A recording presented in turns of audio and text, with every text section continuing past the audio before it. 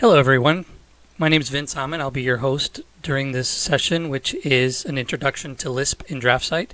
For those of you that attended the other two sessions, the first one is mainly about working with the CUI file in DraftSight, creating some macros, and I did expose a little bit of Lisp programming in that class.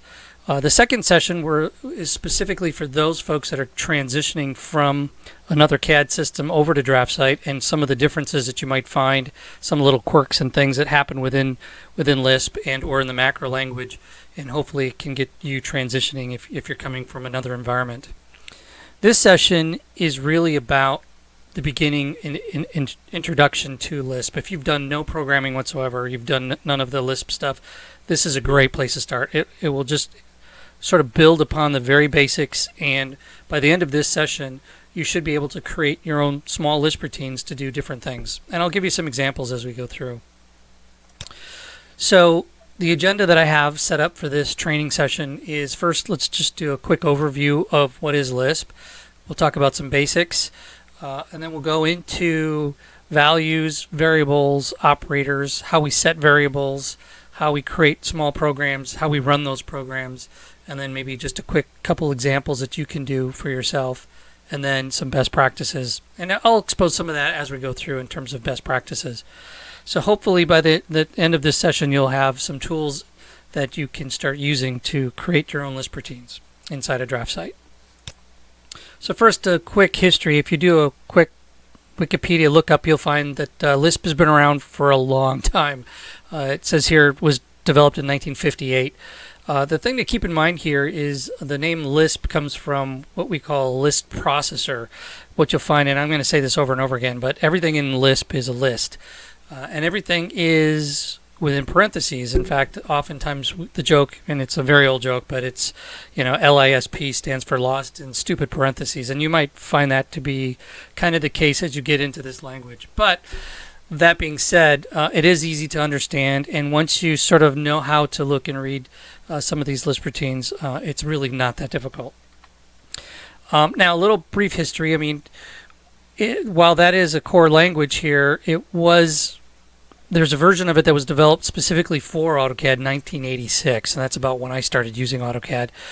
And therefore, Autodesk created this version of Lisp that ran inside of AutoCAD that has a little bit more features and functions specific to the CAD language. And really, the version that we're using in DraftSight is very similar, if not identical, to this version of Lisp that was flavored back in the late 80s and early 90s. Now, what you'll notice is after Release 14, and that's the Release 14 that was in 1997, Lisp has really not been developed further. In fact, the things that are in Lisp today that we can use, and even in DraftSight, is pretty much the same. Now, there is the Visual Lisp version of the language that adds some functionality, but the core features and functions of the way the language was developed has not really changed since the 90s.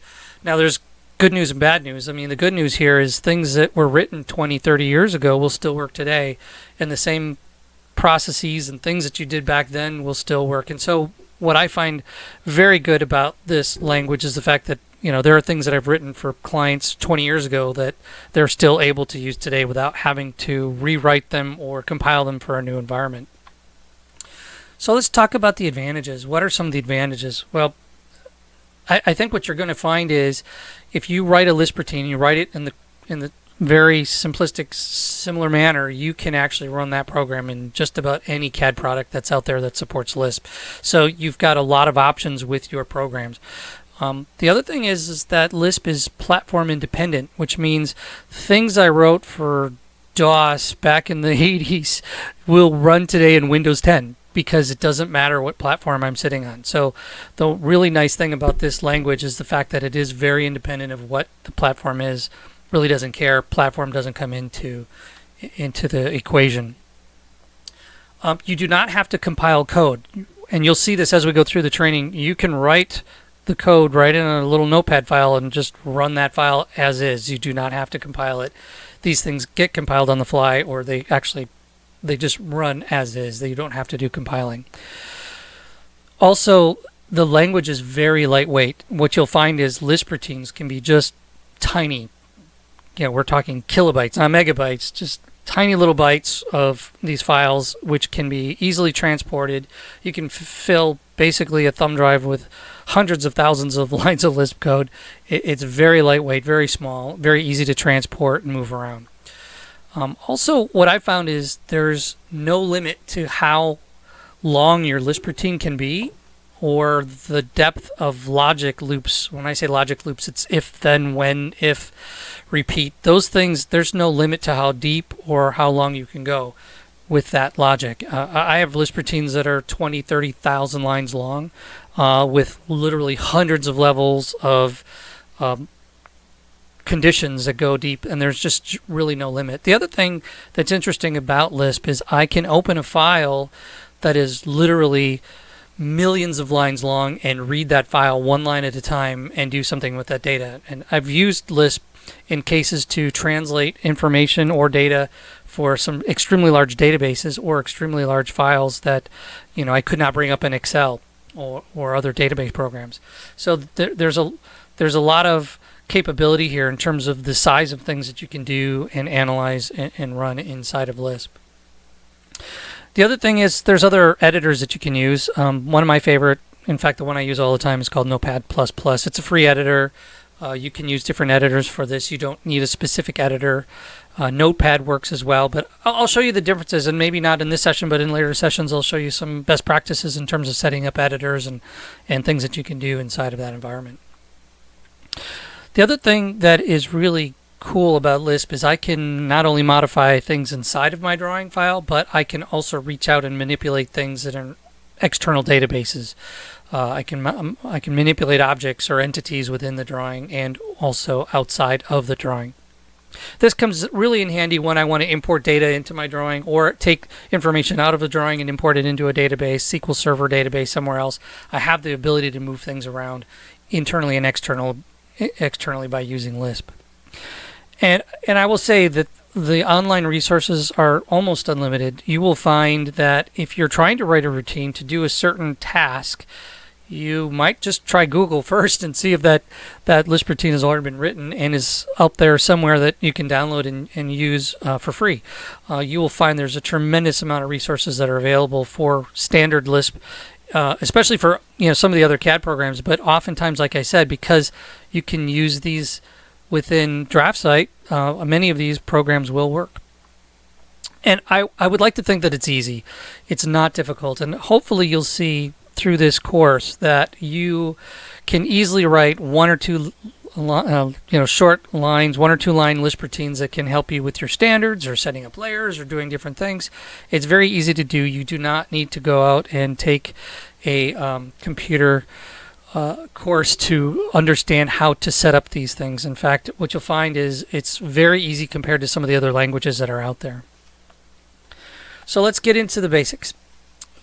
There's 3 primary things within Lisp that are important to know. You have 3 different types of data. There's integers, which are just whole numbers. There's real numbers, which of course are decimals. And then you have strings. Strings must be in quotes. Now, these are 3 types of data objects that exist within your Lisp routines or within your variables. Now, a string, notice a string has to be within the quote marks. What's important to note here is if you need a quote mark, or for instance you want to say inches, you have to specify within that string that it is an inch mark, and to do that you would put a backslash in front of the inch mark. Because otherwise inch mark, the first inch mark that is found is the beginning of a string, and the second inch mark is the end of a string. So if you want to make sure that that inch mark isn't interpreted, you have to put a backslash in front of it. So especially if you're doing architectural things, you want 3 feet 6 inches, you would have to say 6/ quote quote again to make sure it understands that as inches. Now in Lisp, everything's a list.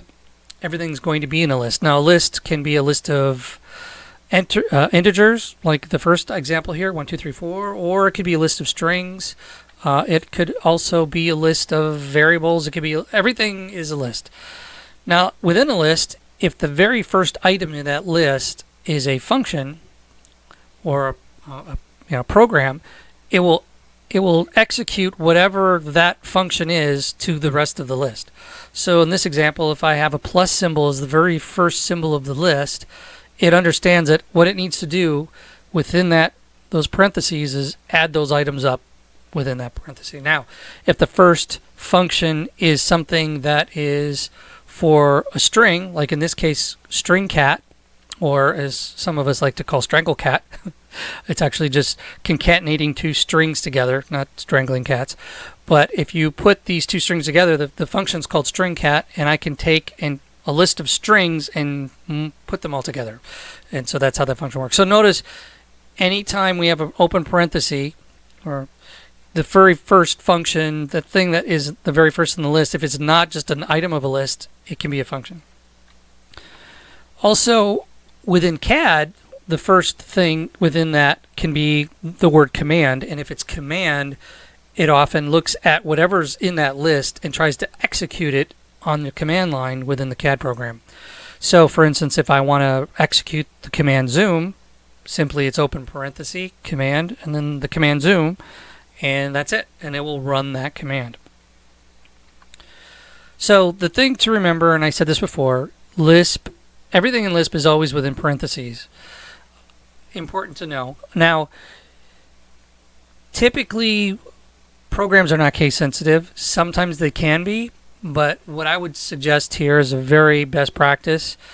If you're starting to type lots of Lisp routines and things like that, I would always recommend using lowercase whenever possible. Now, in some cases, like for instance, if you look at this example that I have here, I have a command that is going to create a layer. It says layer make, then the layer name is dims. Now in this case, maybe I want the D in dims to be uppercase, and so this is a case where I would use an uppercase situation. But just to keep life simple, the command, the layer, the make, those things, my preference is to keep these things lowercase. And if you start to type a lot of Lisp routines over time, not having to hold the shift key down for a lot of things can actually be a blessing. But there are certain situations where case can sometimes be an issue, and there's cases where we can take variables and make sure they have a certain case. But for the most part, I would just say, as a best practice, try to always keep within lowercase. Now, let's talk about variables. How do we set a variable? Now, there's two primary types of variables. One is a temporary variable that we can set and use, and the other is a sort of a drawing set variable. We'll talk about those later, but let's talk about the temporary variables. To set a variable, I simply say open parenthesis, set q, whatever the variable name I want to give it, and then whatever the value is. Now, what's really nice about Lisp in the CAD environment is I do not have to declare, now we can, but we do not have to declare what type of variable we're using. We don't have to declare the value type of the variable. There's a lot of things. We just have to declare the variable, and so it can be anything. So in this case, I can set a variable to, I can say, let's set the variable name username to the value of Billy. Or I could set the length to a real number, 10.5. Or I can set the variable name count to an integer of 1. Notice any of those three can be done without having to declare what type of variable that is. The system automatically knows what it can do. Now, this is important. As you get into this, you have to understand that there's some functions, like string functions, I can't run on numbers like integers or real numbers, and mathematical functions I cannot run on strings. So you just have to understand that when you have a variable and you supply it to a function, it has to be valid. And oftentimes what I'll do in my programs is I'll check the validity of that before I run it, especially if I'm looking to see if that value is a good value, if it's within a certain range or other things. And we'll get into this later on when we start looking at variables and what we can do with them. But really cool, you do not have to declare these types of variables. Now, the name of the variable cannot start with a character or a number or a special character. So you want to make sure that it, like for instance, I used the variable there, length 1. You could not say 1 length. That won't work because you cannot start the variable name with a number. You can start it with any character, but not a number. And then you do not want to use any special characters. You don't want to use wildcards. You cannot use slashes, parentheses, braces. You can't use inch marks or quote marks inside of the variable names. So just really try to keep your variables to simple text and numbers if you can. Now in this example above, I said set q, variable name, and then value. What you can do is I can use a single open parenthesis set q, and I can set the variable name len01 to the value 10.5, and then I can set another one len02 to 11.5, and so on. So there's no limit here. I can use one set q function to basically set as many variables as I want. So it's not, it's just one way of doing it. Now, and as we get into different examples, what you'll find is sometimes I will use a set q when, I'll set a bunch of these variables up if I have a long list of them, but sometimes I'll want to force it to, I'll want to force that line again and use another set q. There's no rule here, but generally speaking, I try to be very logical with the way I do things. Now, these variables, whenever we use a function called setQ and we set them in our drawing, these are temporary variables. They are not stored in the drawing, so if I exit the drawing and come back in, these values that I set will no longer exist.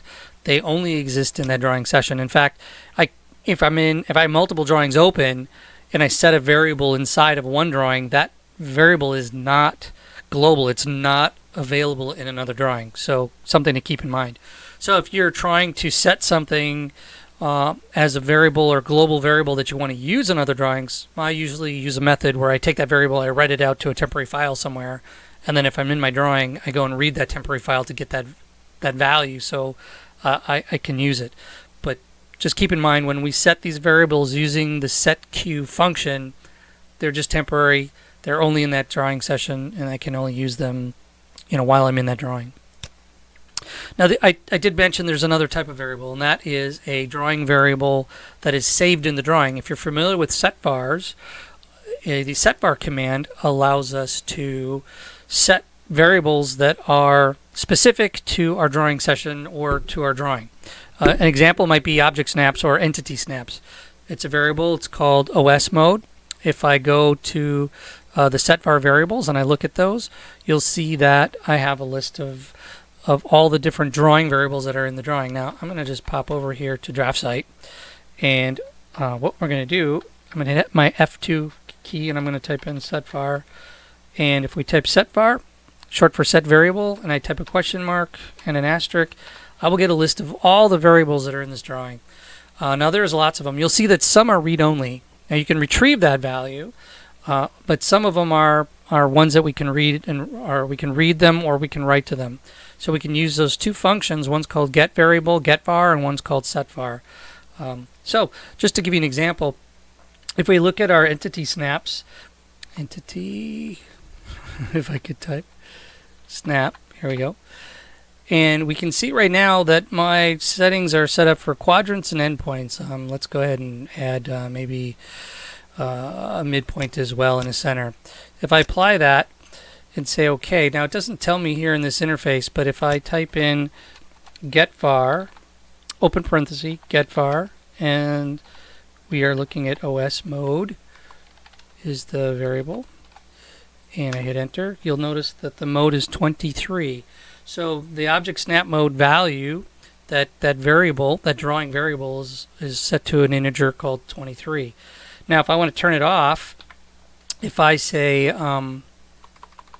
setvar OS mode and I set it to 0 and hit enter and go back to my entity snap command, you'll notice that all my entity snaps have been turned off. So there is a variable that we can control. Now if I save the OS mode, that saves with the drawing. So the next time I open the drawing, those object snaps will be, or entity snaps will be saved in that last condition. Now, this is a great example of where I might want to use a Lisp routine. For instance, maybe my preference is to have a certain object snap mode that I use over and over again. That's my preference. Well, it would be really easy for me to create a function that says, hey, type my vince function, and it automatically sets up my object snaps the way I like it, or my layers or other things like that. So this is just an example where we can set a variable, which is different than our temporary variables, but we can set a variable that stays in the drawing. So we talk about lists, and I mentioned this again, I mentioned this before, list, everything's a list.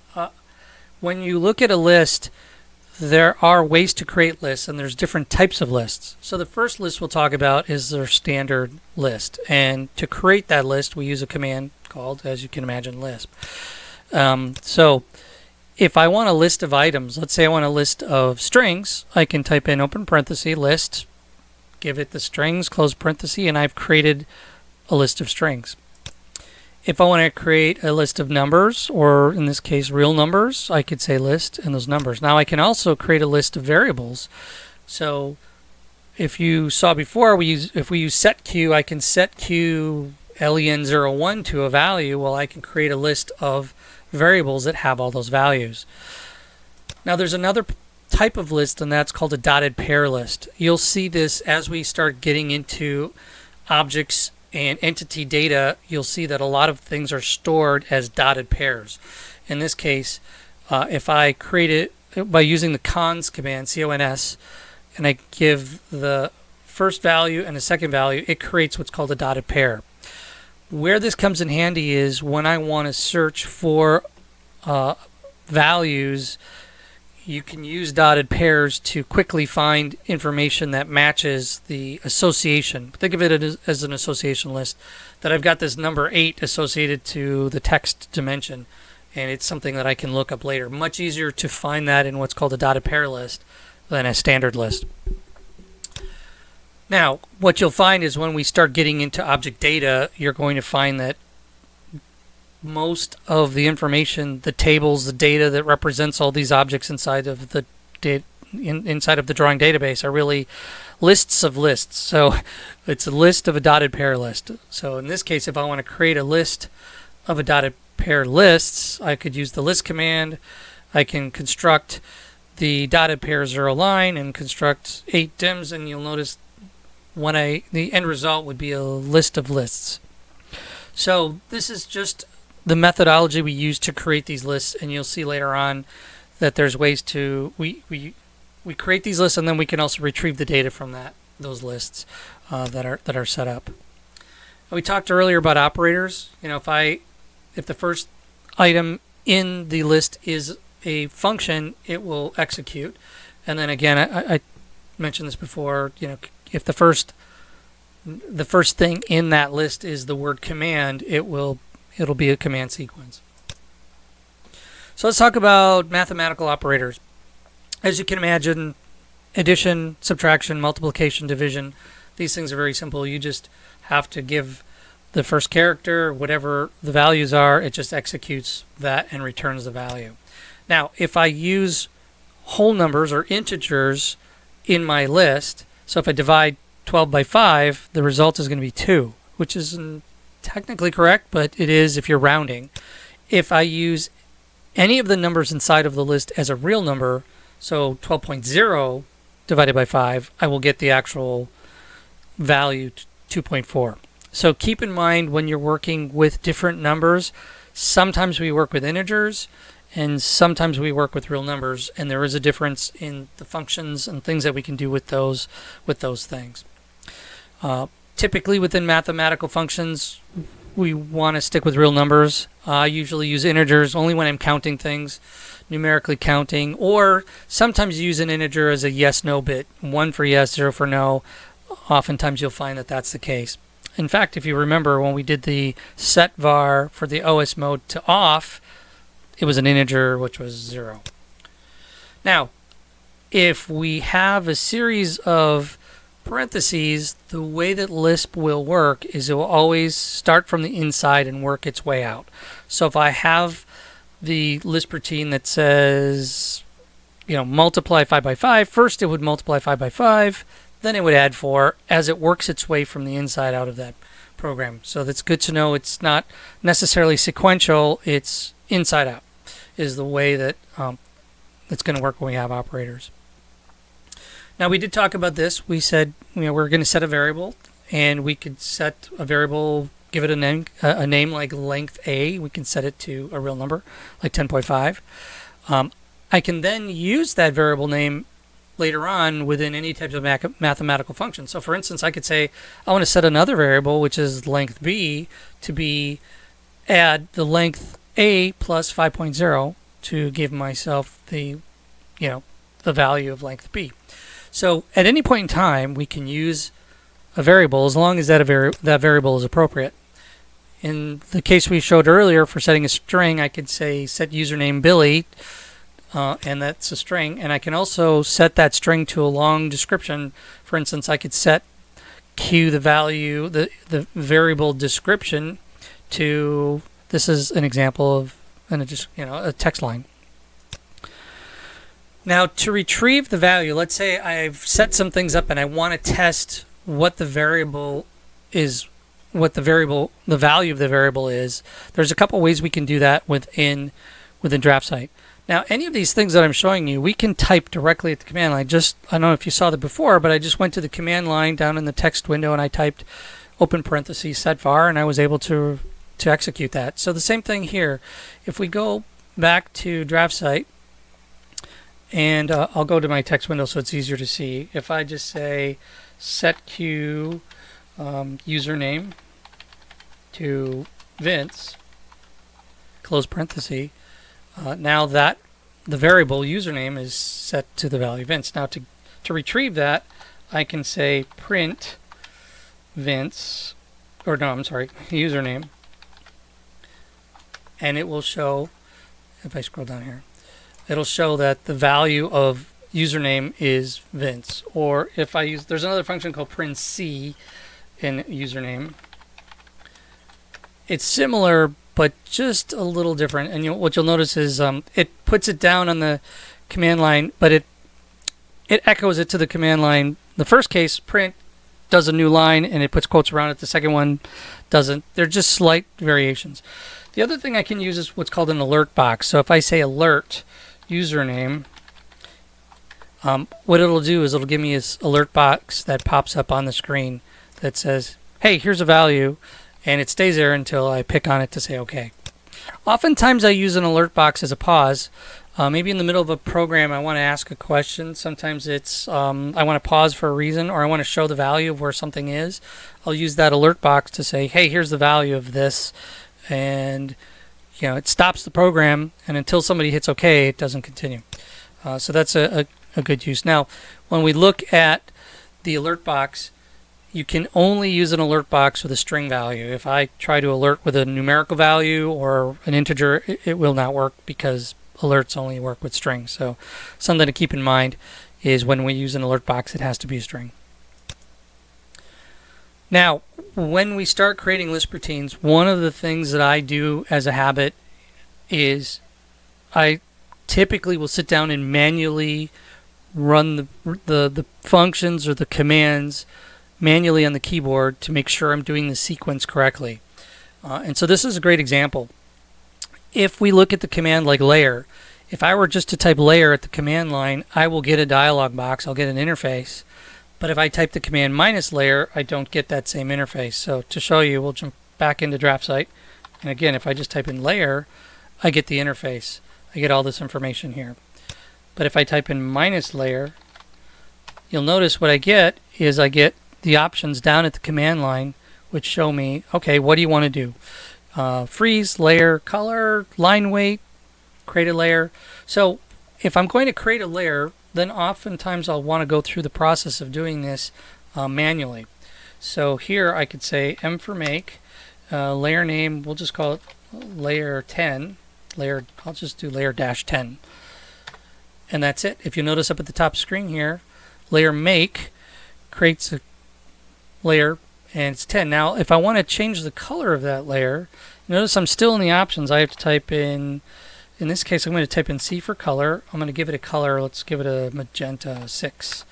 And then after we set the color, we actually have to tell which layer we're setting the color to. So I actually have to type in layer -10. Now the default was there. I could have hit enter in DraftSight. It would it would have taken that. But I can type in layer 10, I can type in layer 10, comma, and a list of layers if I have more than one. But I can do that, and I'm still, notice I'm still in the option command, so then I have to hit an enter to finish that process. And now you'll notice up here I made layer 10 and I set its color to magenta. So if we go back to the sequence, we notice the sequence of events is using the minus layer, the make function, the name of the layer we want, the color we want, and then the layer name we want, and then we have to do an enter. So really important to understand that sequence of events if we're going to automate it in a Lisp routine. And so what does that Lisp routine look like? Simply open parenthesis, command minus layer, make 3C3. And notice the last thing we do is two quotes, which is the same as, remember the space bar and the enter key basically do the same thing, but by just putting the two quotes there, it's like hitting the enter key on the keyboard. And that's it. That is a Lisp routine. It's a single Lisp routine. And so I could type that right at the command line. So come in here and say command minus layer, and sorry it's up at the top here, but we're going to do make. We're going to give it a name. I'll call it LAY-3 or LAY-3 quote, and we'll do C for color. The color is 3, and then we're going to do the name of the layer, LAY-3, and enter. And you'll see it created the layer LAY-3, and at the end it says nil. So that's really a one-line Lisp routine to create a layer. Now I could, do different things like here's a couple examples. We'll make a layer text, color 7, make a layer dimension, maybe it's color 43, and all these things, if I want, I can put them simply in a. Let's see if I can go to it here for you. Into a notepad file like this, and type that in the notepad file, and I have a Lisp routine. If I save it as make layers.lisp. In fact, come back here it is a little bit larger so you can read it. But that's it. I can take these lines, put them in this file, and we can run this file, and it will execute all those functions. So one thing I want to point out, and maybe you noticed it, but I typed in C for color, although if you look at the options in DraftSight, the option for color is actually LC. Notice LC for layer color, LO for lock, layer style. This is probably a line style that would be associated to that layer, line weight, transparency. There's a couple different functions here, but notice LC is the option in DraftSight, but when I typed it in, you'll notice that I used the C option and not LC. This is one of those areas where you want to be careful. If you ever want to run this Lisp routine in something other than DraftSight, then you probably want to use the C option. This is the command. This is the command in DraftSight. This is the command area in another CAD program. And notice LC isn't the option, but color is the option. If I type LC, you'll notice it's an invalid option or keyword. So this function up here, this program, this Lisp routine right here, will work in DraftSight. It will not work in anything else. But the one below it, this one will work in either DraftSight or the other program. So it's one of those little quirky things that you want to keep in mind if you're doing these things. You want to test it, but then also if you ever have to run this program in another, your Lisp routines on other programs, you want to just double check to make sure that that option is the right option. That's why, like I said before, to walk through these things manually to make sure that I'm keying in these things correctly. Now, in order to set up and run your Lisp routine or the routines that you create, the very first thing you'll want to do, and I covered this in the very first session, is how to set up your options within DraftSight. And so this is very important. You'll want to create under the system a folder which is the folder that you will put your Lisp routines in, so that you do not have to specify where it is later on as you try to run them or try to launch them. And so just to keep in mind, if I'm in DraftSight, I go to my options and I'm looking at system options, or I'm sorry, file locations. Under system, you'll see down at the bottom here support files. this is important. Now my preference is to put that location where I create my Lisp routines in a user's public folder, because I know anyone and everyone will have access to that folder. Users public, I can create a file there. I can read, write, do anything with that public folder. Typically that folder is not locked down or protected, and so I have access to it. So that tends to be my favorite place to put things on my system. So that's a best practice. And what I'll do is I'll move that folder up to the top of the list, so that when I go to load or run a Lisp routine, what DraftSight will do is it'll look in the order of these folders to see if it can find that Lisp routine, that block, that font, style, different things. It'll look through this whole list, and as soon as it finds it, it'll run with it. But it has to go through the entire list before it says I can't find it. But that's why I like to put my search things at the very top of the list, because then it finds that first. So if I create let's just open a brand new drawing here. So I got a brand new no name drawing, and you'll notice I've got 0. If I go over to my DraftSight folder, you'll see that I've got my make layers. That's that's this little Lisp routine that I showed you here that makes these layers 2, 3. Oh, you know what? It's doing the same one twice. Why don't we let's make this 1, 1, and 1. And save that, because it won't have a problem if it does the same thing. It just does it again. So, but this is a good example. I'm just going to change that to 1, 2, 3, and then if I come in here to DraftSight, in fact, we'll just go back here. I want to show you. In order to load up this code, there's something called load app, which we can use to load the routine. Or if we want to do it at the command line, we can use load make layers or make. We don't have to use the LSP extension on the file. It's assumed if I use the load command. But if we come back in here and I just say app load and enter, load app, being dyslexic, you'll notice that here's my public DraftSight folder, here's my make layers, and if I just say open, it's done. What it's done here, it's 1, 2, 3, it's created my layers. It's gone through that process. In fact, if you look here through the text window, you'll see that it just ran through and it made all those layers, set the colors, and it was done. And when it was done, it said nil at the end. Or you can do load, make, layers, close, and that basically does the same thing. Once you create a Lisp routine, it's like I said, it's just a text file, and it's got the LSP extension. You can just load app, and it'll run. Now, a couple things about when we create these Lisp routines. One of the first things is you want to use a text editor. You do not want to use something like Word, WordPad, PowerPoint, or anything like that. You have to use a simple text editor. The reason for that is if we look down here, in fact, PowerPoint does this. If I have quotes around a string, you'll notice that the first quote is this stylized quote this way, and the second one, very subtle, is a quote the other way. Well, when I go to run anything that has the stylized quote, that's actually not a quote. It's actually a different character, and therefore this routine would blow up. It would not work. It would not recognize that second quote mark, and I would get an error. And so you really want to make sure you're using something like Notepad or Notepad++, because if you look at it in here, the quote marks it is the actual same character. It is the character on the keyboard. It is not this stylized thing that you're going to get when you do something in Word or WordPad or something like that.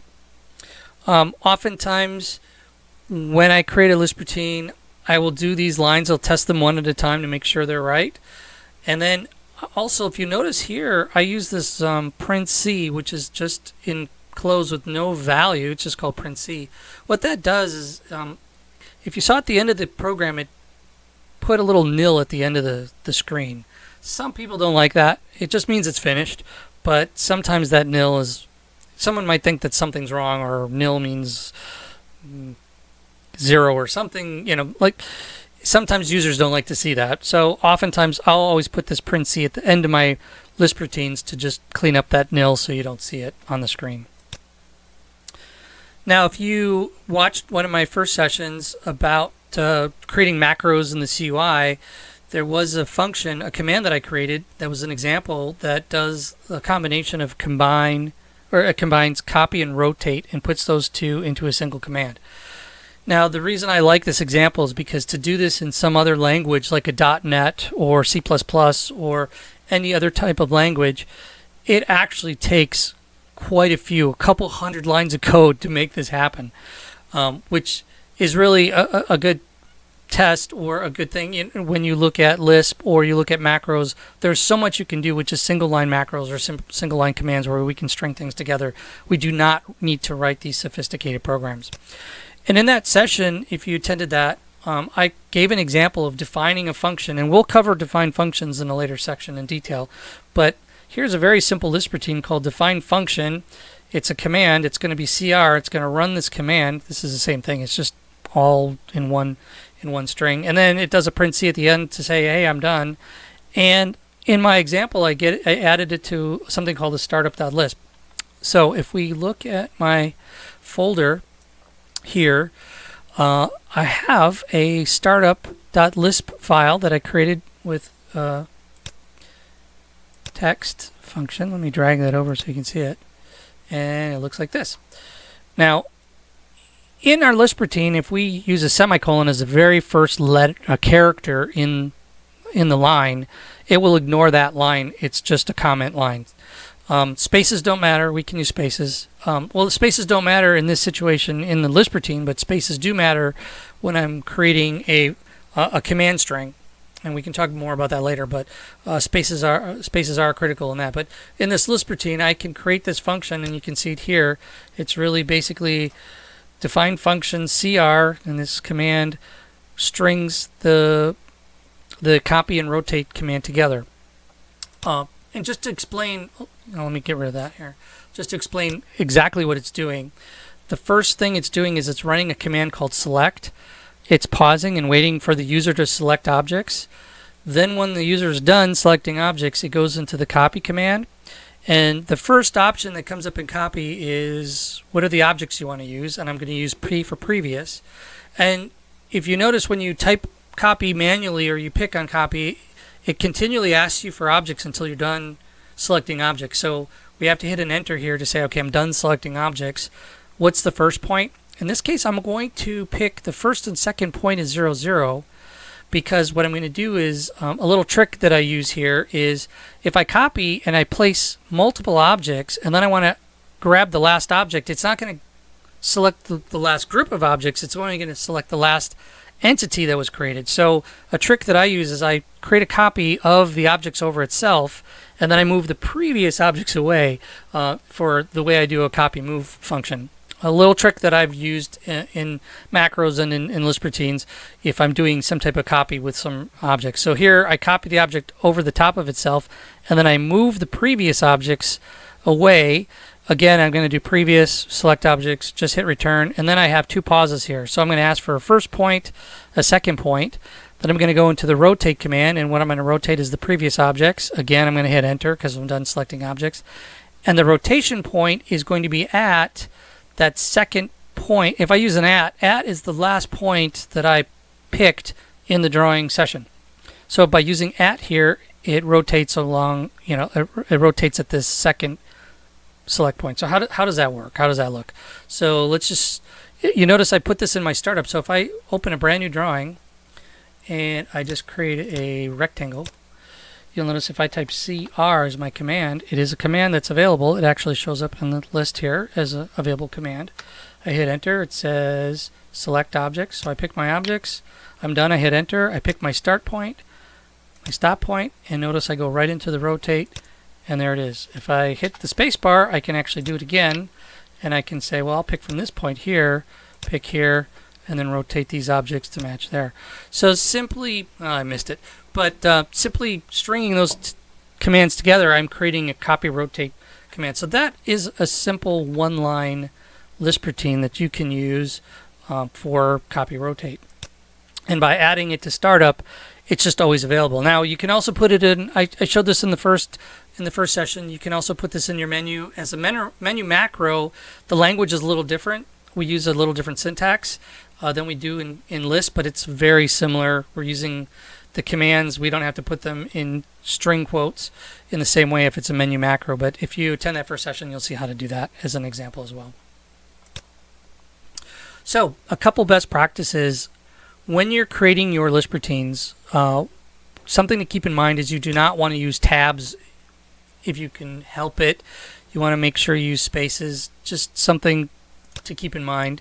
Not necessarily a bad thing, but something to just keep in mind. Use spaces when you're spacing things out instead of tabs. The other thing is, or don't use tabs, especially in strings. You want to be very careful about strings and tabs and things like that because of where these things can go and how they behave.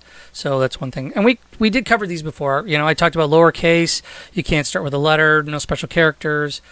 Also, one thing that I would recommend is you do want to keep your variable names short.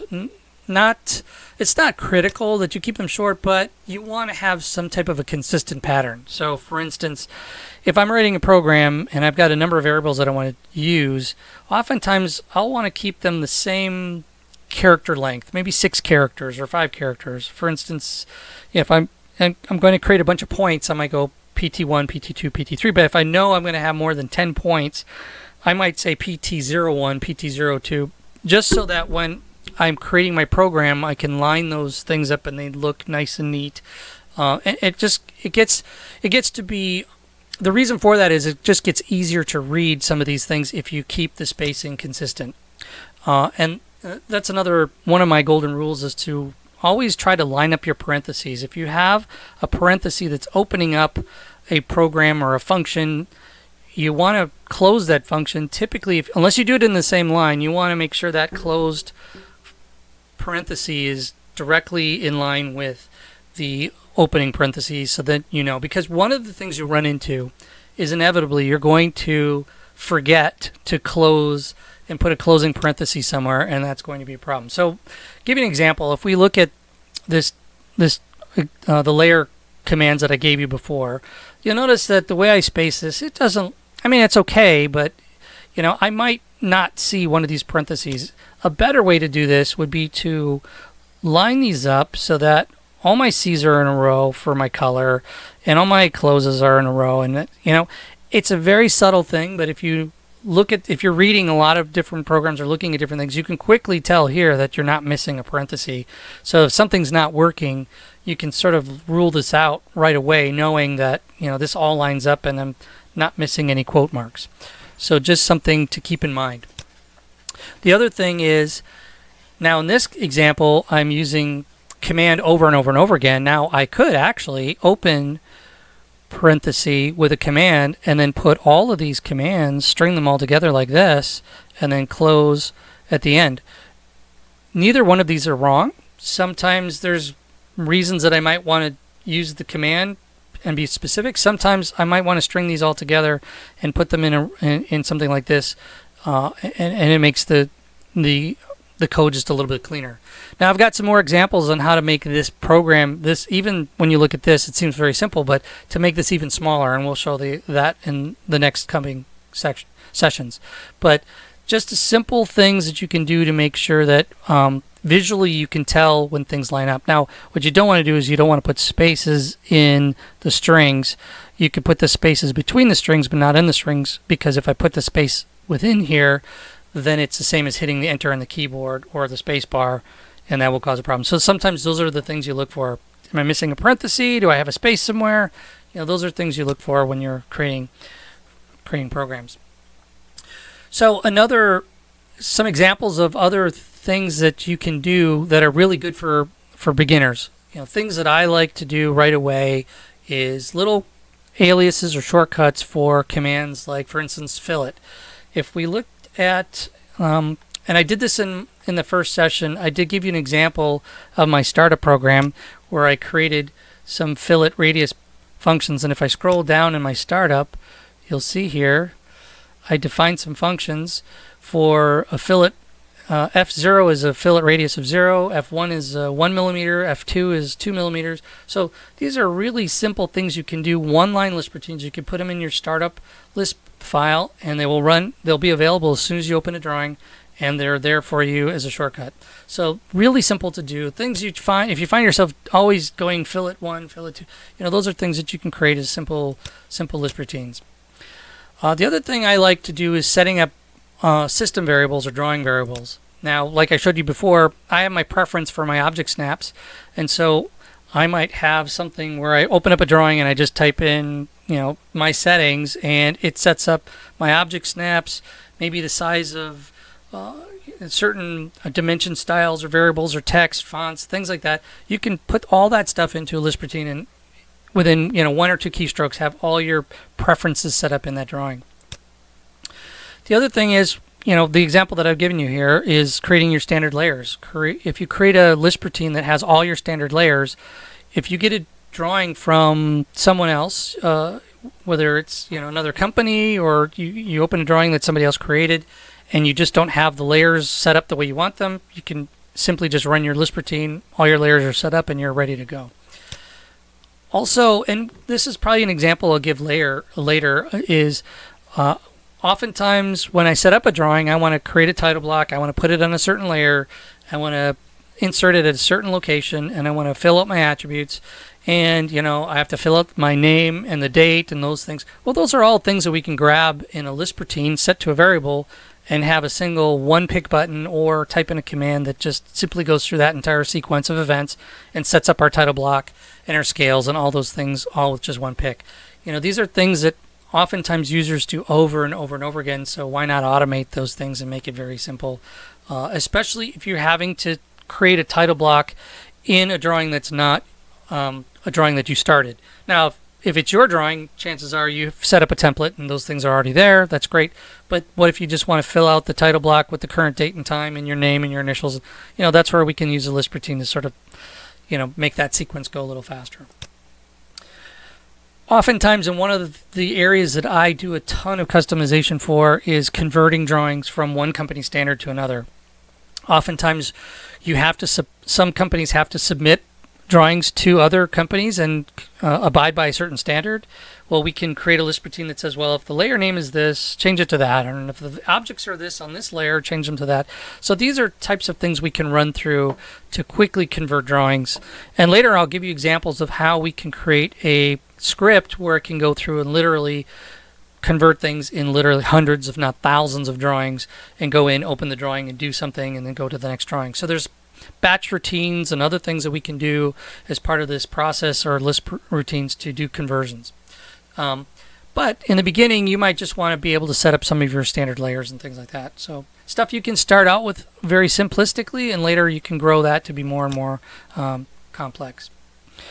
So the next things that we're going to cover in the upcoming sessions is we're going to do a deeper dive into some of the commands and Lisp examples that we can create.